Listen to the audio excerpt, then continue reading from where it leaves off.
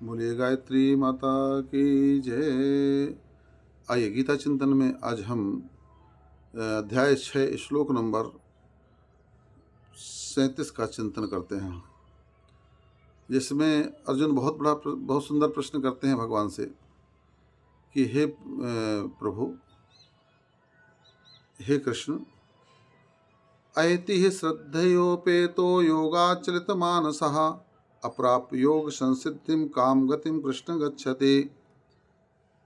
हे कृष्ण, जो योग में श्रद्धा रखने वाला है किंतु संयमी नहीं है, इस कारण से जिसका मन अंत काल में योग से विचलित हो जाए, ऐसा साधक योग की सिद्धि को अर्थात भगवत साक्षात्कार को न प्राप्त होकर किस गति को प्राप्त होता है। बहुत सुंदर प्रश्न है, क्योंकि भगवान का तो सिद्धांत है, भगवान का एक रूल्स है कि जो अंत काल में मुझको प्राप्त कर जो है ध्यान करता हुआ शरीर छोड़ता है, मेरे धाम को जाता है।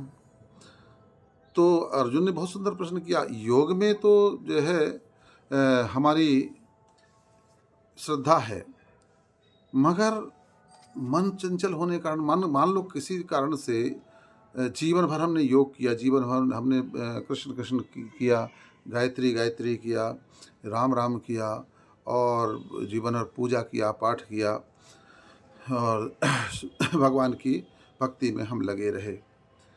मगर मान लीजिए किसी कारणवश ऐसा व्यक्ति अगर जो है कि अंत काल में, अंत समय में उसका मन यहाँ वहाँ हो जाए, फिर उसका क्या होता है? कच्चिन्नो भय विवृष्टाच्छिन्नाभ्रम विनश्यति अप्रतिष्ठो महाबाहो विमूढ़ो ब्रह्मण पथे। हे महाबाहो, क्या वह भगवत प्राप्ति मार्ग में मोहित और आश्रय रहित उरस छिन्न भिन्न बादलों की भांति दोनों तरफ ओर से भ्रष्ट होकर नष्ट तो नहीं हो जाता? मुझे यह बताइए। है ना, कितना सुंदर प्रश्न है। ताकि अस्वस्थ होना चाहते हैं, भगवान से कितना बढ़िया प्रश्न किया अर्जुन ने कि आपका जो है सिद्धांत तो कुछ और है कि अंतकाल में ही जो मेरा स्मरण करता हुआ मेरे प्राण को छोड़ेगा, मेरे धाम को जाएगा। मगर इतना आसान होता नहीं है। जन्म जन्म मुनि यतन कराही, अंत राम कहीं आवत नहीं। जन्म जन्मांतरों तक जो है ये ऋषि मुनि जो हैं भगवान का नाम जपते हैं, और अंतकाल में राम नहीं निकल पाता है, क्योंकि कहीं ना कहीं मन यहाँ वहाँ भटक जाता है। तो फिर ऐसे व्यक्ति का क्या होता है कि जो ऐसा तो नहीं कि इतो भ्रष्टा ततो भ्रष्टा, यहाँ से भी जाए और वहाँ से भी जाए, माया मिली न राम। इस भगवान को पाने के लिए, ज्ञान को पाने के लिए, आत्मस्वरूप में स्थित होने के लिए जीवन भर व्यक्ति ने अपनी इंद्रियों को संयमित किया है। जीवन भर जो है वो तपस्या किया, साधना किया, संसार के मोह माया से दूर रहने का प्रयास किया, और कठिन तपस्याएं की, और अंतकाल में कहीं मन यहाँ वहाँ हो जाए, तो फिर ऐसे व्यक्ति का क्या होता है? यह सुंदर प्रश्न अर्जुन करते हैं और भगवान से कहते हैं कि इसको मुझे आप बताइए।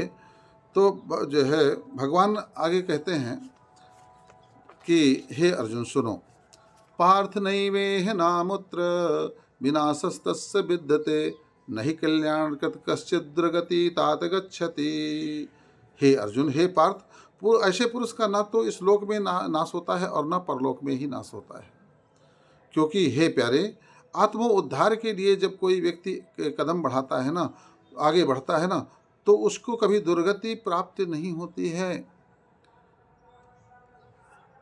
अर्थात जो है, जैसे हम भगवान की तरफ जब चलने का प्रयास करते हैं, हम उसके लिए यज्ञ करते हैं, दान करते हैं, पुण्य करते हैं, है ना, और अंत समय मान लीजिए हमारा ध्यान भगवान में न जा पाए, तो ऐसे में उसके जो किए हुए पुण्य कर्म हैं उनका नाश कभी नहीं होता। भगवान का कथन यह है। यह भगवान बता रहे हैं कि हे अर्जुन, जो व्यक्ति मेरी तरफ चलता है उसके पुण्य सदा संचित रहते हैं। तो बोले फिर क्या होता है जब मान ली वो तो आपके धाम को पाएगा नहीं, तो फिर ऐसे व्यक्ति का क्या होगा जो इतना जीवन भर पुण्य दान पुण्य किया और जो है योग साधनाएं की, भक्ति किया? तो फिर ऐसे व्यक्ति का जो है मन भटका तो उसका क्या होता है, ये भगवान कहते हैं कि प्राप्य पुण्य कृताम लोका अनुसुत्ता शाश्वती समा। मान लीजिए ऐसा व्यक्ति योग भ्रष्ट उसको कहा जाता है कि जीवन भर साधना किया मगर अंत में जो है कहीं मन चला गया, तो उसको योग भ्रष्ट कहा जाता है। तो बोले ऐसे व्यक्ति का जो है नाश नहीं होता। प्राप्त पुण्य कृताम लोका अनुसुत्ता शाश्वती समा। वो पुण्य लोकों में बहुत समय तक वह वास करता है। शाश्वती समाह है, प्राप्त पुण्य कृताम लोका अनुसुत्ता शास्त्री समाह। और इसके बाद में शुचि नाम सर्वताम गेहे योग भ्रष्टो अभिजायते। इसके बाद में उसका दूसरा जन्म शुचि नाम, पवित्र धनवान के यहाँ जिसका जन्म हो जाता है। शुचि नाम भगवान ने कहा है। धनवान तो धनवान है, धनवान ही श्रेष्ठ नहीं है। धन आपका जो है पवित्रता से आया हो, धन आपका नीति से आया हो, अनैतिक मार्ग से नहीं आया होना चाहिए। ज़्यादातर जो है धनवान जो होते हैं वो अनैतिक कमाई करते हैं। इससे झूठ बोलना, उससे झूठ बोलना, इसका ठग लेना, उसका ठग लेना, उसका भी थोड़ा सा दबा लेना, उसका भी दबा लेना, बहाने मार देना। तरह तरह से जो है लोग किसी का चोरी करके भी ले आते हैं, कि डाका डाल के भी ले आते हैं। अर्थात जो है आपके पास में धन है वो पवित्र धन हो जरूरी नहीं है, मगर ऐसे, और जब पवित्र धन नहीं होगा तो आपके घर में जो संतानें होंगी उसकी बुद्धि विकृत होगी। उसकी बुद्धि जो है विकृत होकर के और अनैतिक मार्ग पर चलने और चलाने वाली होगी वो, और तरह तरह के क्लेश उत्पन्न करेगी, तरह तरह की समस्याएं वह जो है अपवित्र धन उत्पन्न करता है। जहाँ की शांति नहीं होती है, रुपया तो हो जाएगा मगर शांति नहीं होती है। जहाँ पर सुख नहीं होगा, जहाँ आपसी में भाईचारा नहीं होगा, भाई प्रेम, माता पिता में भाई पुत्र में प्रेम नहीं होगा, भाई भाई में दुश्मनी होगी, तरह तरह की। आप देखते होंगे कि बहुत सारे ऐसे लोग होते हैं जो खूब धन कमाते हैं मगर घर में शांति नहीं। किस काम का कैसा धन? उसका कारण यही जो है वह अनीति अन्याय की कमाई किया है उसने, अपवित्र धन लाया है। तो भगवान ने कहा योग भ्रष्ट पुरुष जो होता है उसको क्या होता है, जो है शुचि नाम, पवित्र घर में उसका जन्म हो जाता है। और भी आगे क्या बताते हैं वह आगे श्लोक में हम कल आपसे चर्चा करेंगे। बोले गायत्री माता की जय।